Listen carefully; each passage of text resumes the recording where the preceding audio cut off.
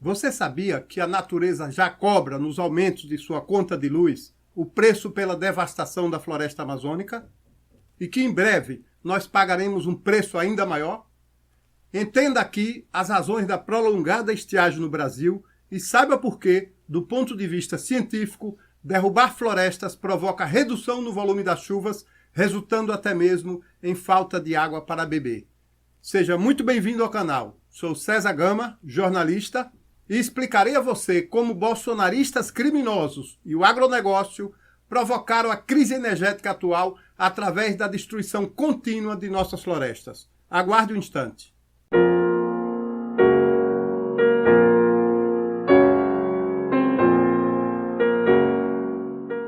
A crise energética e a possibilidade cada vez maior de apagões e racionamento de água e energia são muito reais no Brasil de hoje.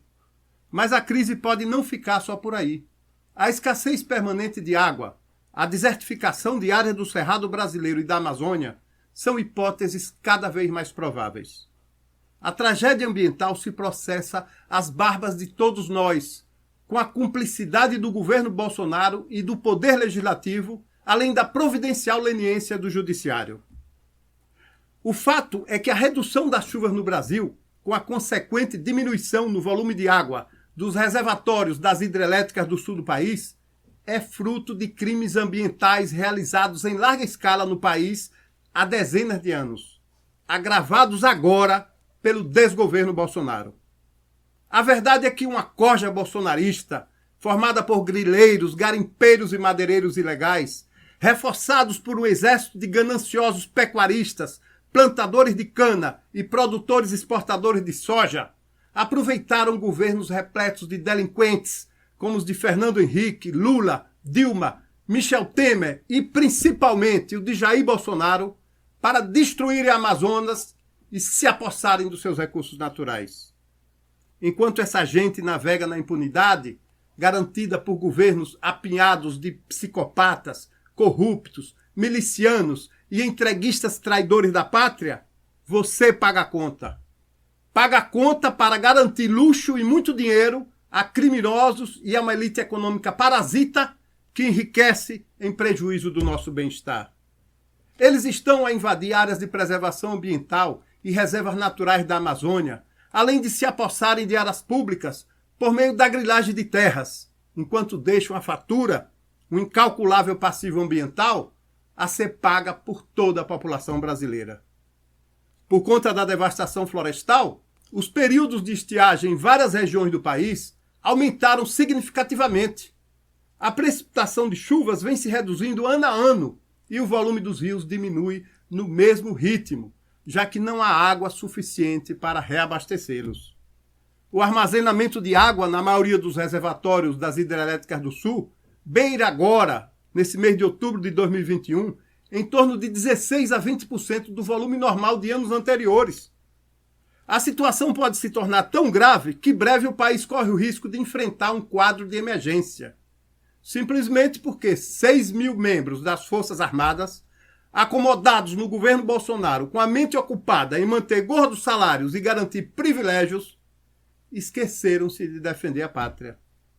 Negligenciaram assunto de segurança nacional, a proteção da maior região de reservas ambientais do Brasil, responsável pela coleta e reciclagem do maior volume de recursos hídricos do país. Infelizmente, uma cambada entreguista aboletada no governo, formada por traidores da pátria, focados em liquidar estatais lucrativas e vender nossas riquezas naturais para enriquecer banqueiros e a elite econômica, menosprezaram a proteção da nossa maior área de preservação ambiental. E muito pior, incentivaram deliberadamente a devastação amazônica, colocando em pontos-chave da gestão dessa gigantesca riqueza natural dezenas de raposas vivaldinas no galinheiro ambiental, para supostamente o protegerem. Dados do INPE, Instituto Nacional de Pesquisas Espaciais, já comprovaram que somente entre o governo Michel Temer e o desgoverno do bando de psicopatas acelerados hoje no poder, ou seja, entre agosto de 2017 a julho de 2021, a delinquência entranhada entre pecuaristas, exportadores de soja, garimpeiros, grileiros e madeireiros ilegais, com a cumplicidade dos órgãos de defesa do meio ambiente federais, estaduais e municipais, destruíram 46 mil quilômetros quadrados de florestas na Amazônia Legal. O equivalente a mais de 2 vezes a área do estado de Sergipe, ou o mesmo que a área total do estado do Espírito Santo. Só neste ano de 2021, a derrubada de árvores na Amazônia, segundo o INPE, aumentou 75% em relação ao ano anterior. Os protagonistas da devastação dedicam-se neste momento a incendiar o que restam das florestas, e não apenas a amazônica. Avançam sobre cerrados Pantanal e Mata Atlântica, na Bahia, Minas Gerais, Mato Grosso e até em São Paulo. Do ponto de vista científico, a participação da Amazônia no equilíbrio climático brasileiro ocorre através da produção de gigantescos blocos de nuvens que garantem, ao longo do ano, água suficiente para abastecer os rios brasileiros nas regiões Centro-Oeste, Sul e Sudeste. Conclusões científicas do INPE vaticinam que sem a floresta amazônica, o Mato Grosso, Minas Gerais, São Paulo, Rio de Janeiro, Paraná e Rio Grande do Sul se transformariam em desertos. É que esses estados se localizam na faixa de latitude média do planeta, onde circulam ventos quentes que retiram umidade da atmosfera, aquecendo essas áreas.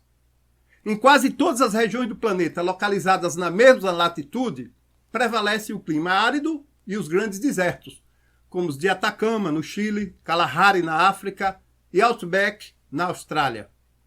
No Brasil, nas regiões de mesma latitude, o que ocorre é uma regulação climática provocada pelo excesso de umidade na atmosfera, graças às nuvens produzidas na Amazônia, que distribuem chuvas e sombra a essas regiões, impedindo o surgimento das zonas áridas ou desérticas.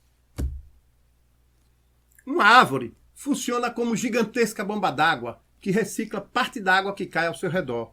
Ela absorve a água do subsolo e a impulsiona para a atmosfera sob a forma de vapor, através de suas folhas, num processo metabólico que denominamos de evapotranspiração. Uma árvore com 20 metros de copa, por exemplo, de acordo com técnicos do INPE, retira do subsolo e envia ao ar mais de 1.000 litros de água por dia. Ainda que não chova, a floresta continua absorvendo água do subsolo, lançando essa umidade na atmosfera. O pesquisador do INPE, Antônio Nobre, autor do relatório de avaliação científica O Futuro Climático da Amazônia, estima a existência de 400 bilhões de árvores na região. Com essa população vegetal, de acordo com seus cálculos, a Amazônia é capaz de lançar ao ar 20 trilhões de litros de água por dia. Antônio Nobre faz outro cálculo sobre o volume de água que a floresta recicla. Ele verificou que se todos os 55 milhões de domicílios existentes no Brasil, segundo o IBGE, tivessem cada um uma caixa d'água de 1.000 litros, o volume diário de água sob forma de vapor produzido na Amazônia seria suficiente para encher todas essas caixas, não apenas uma vez, mas 300 vezes por dia. Nobre destaca nesse seu estudo o fato de que entre 70% a 90% das chuvas que se precipitam na região centro-sul da América Latina, que inclui Argentina, Bolívia, Uruguai, Paraguai e até parte do Chile, se originam das nuvens produzidas na Amazônia. O biólogo ecologista Stephen Harding, autor dessa obra aqui, Terra Viva, estima que a bacia do Mississippi, o mais importante rio dos Estados Unidos, recicla apenas 10% das águas das chuvas. Já a Amazônia, segundo ele calcula, consegue fazer retornar à atmosfera metade do volume de toda a água que cai sobre ela, graças à grande floresta. Mas é importante salientar que para uma nuvem se formar, só o vapor de água é insuficiente. É aí que, novamente, o papel da floresta é fundamental no processo de formação dessas nuvens. As moléculas de água vaporizadas na atmosfera, para que se tornem nuvens, precisam se aglutinar e se condensar sob pequenas partículas no ar, batizadas de núcleo de condensação de nuvens. Por isso, o vapor necessita de outros elementos químicos produzidos pelas árvores. O fenômeno ocorre durante a transpiração, quando, além do vapor de água se desprender das folhas, são liberados também alguns gases importantes na formação dessas nuvens. São substâncias voláteis que levam consigo as moléculas orgânicas complexas, conhecidas por terpenos e isoprenos.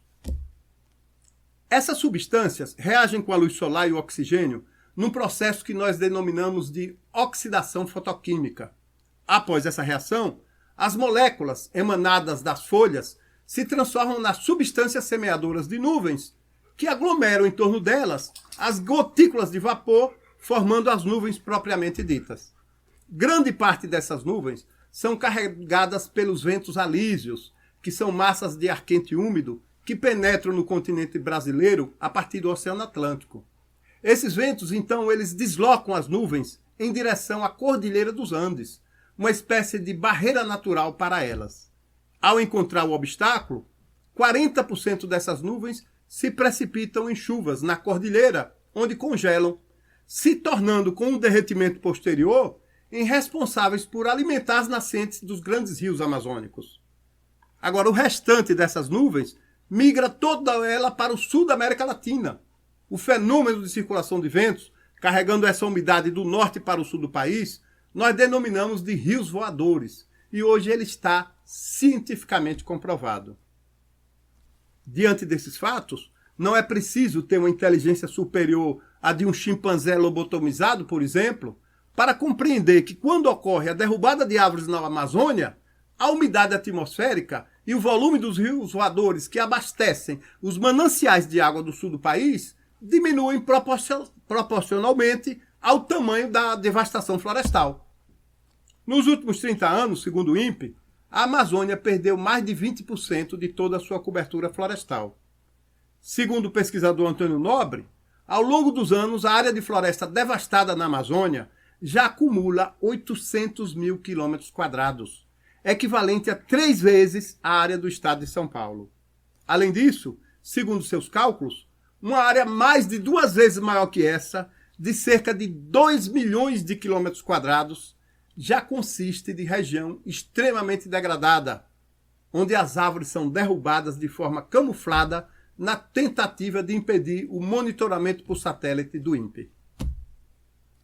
Hoje, segundo estimativas da rede colaborativa de ONGs MAP Biomas, nos últimos 35 anos, toda a Pan-Amazônia, que engloba esse bioma nos diversos países vizinhos ao Brasil, já perdeu cerca de 75 milhões de hectares de cobertura florestal, o que corresponde a uma área de quase 10% de todo o território brasileiro. Só a região do Pantanal perdeu nos últimos 30 anos cerca de 30% de sua superfície de água. Enquanto todo esse desastre ambiental se processa permanentemente em nosso país, entra governo e sai governo, o discurso vazio em defesa do meio ambiente é sempre o mesmo. Governantes estaduais e federais que não desenvolveram o sentimento de vergonha na cara alardeiam que investigam e punem infratores ambientais.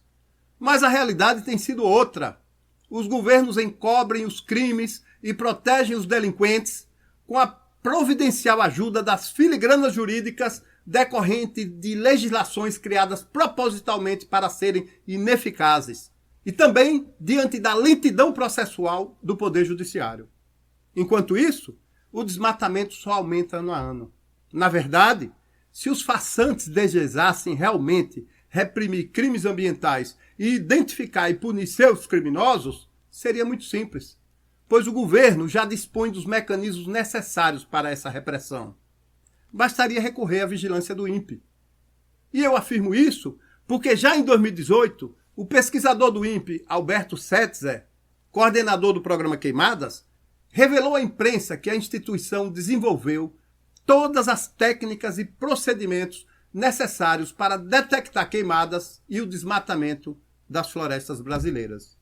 Segundo ele, o órgão dispõe das ferramentas para saber com exatidão e em tempo real onde ocorre o desmatamento, qual o tamanho da área desmatada, quando ocorreu o desmatamento e quem está cometendo o crime.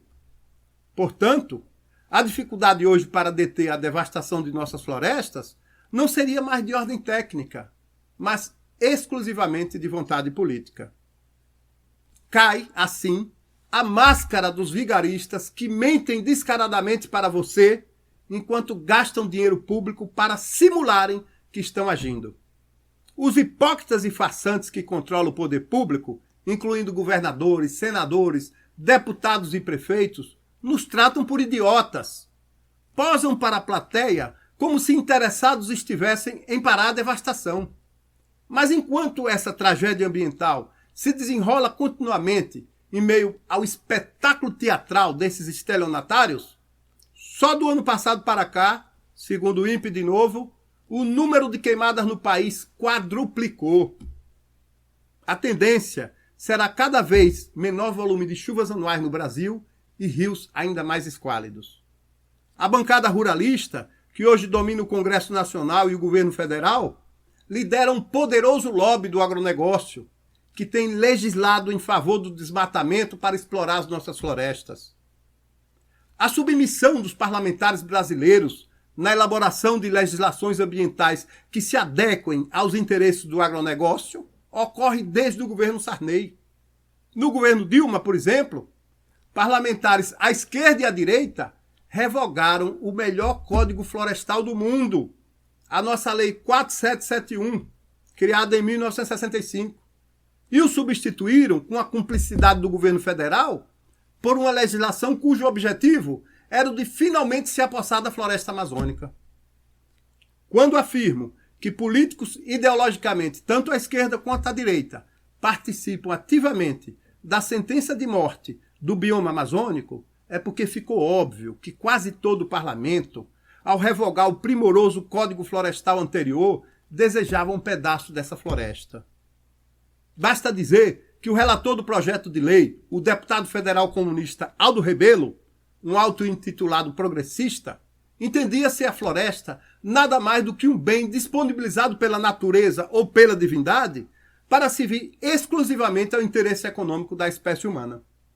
Quando da tramitação da lei que substituiu o Código Florestal, a Lei 12.651, aprovada em 2012, eu cursava, como biólogo, uma pós-graduação em licenciamento ambiental pela Faculdade Integrada da Grande Fortaleza.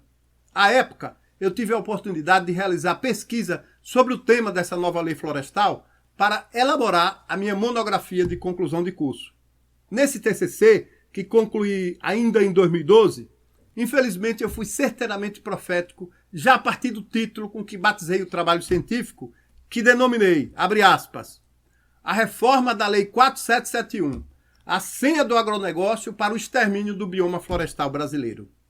Estamos em 2021 e essa fatídica previsão, lamentavelmente, se encaminha rumo à sua concretização, sem a mínima resistência das autoridades públicas ou da população brasileira.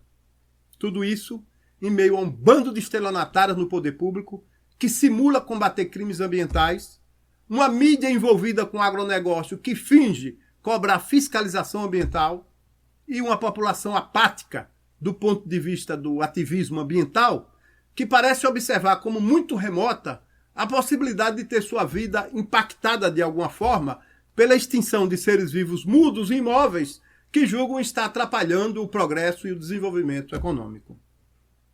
O pior de tudo é que, diante de toda essa devastação, já podemos ter atingido um ponto sem retorno na degradação do bioma florestal brasileiro.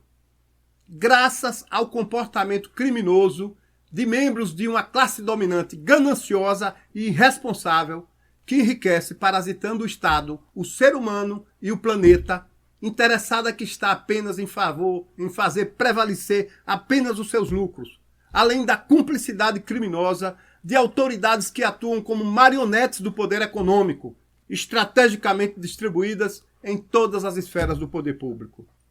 Nós, nossos filhos e netos, pagaremos muito caro com o nosso bem-estar e até com as nossas próprias vidas para garantir a continuidade do processo de acúmulo infinito de riquezas desses predadores criminosos que expoliam os recursos naturais do planeta. Se gostou do vídeo, compartilhe e se inscreva no canal. Vamos juntos nos livrarmos da desinformação e da alienação imposta pela manipulação da informação por parte de uma mídia hegemônica corrupta a serviço de uma classe dominante predadora do planeta e parasita da humanidade.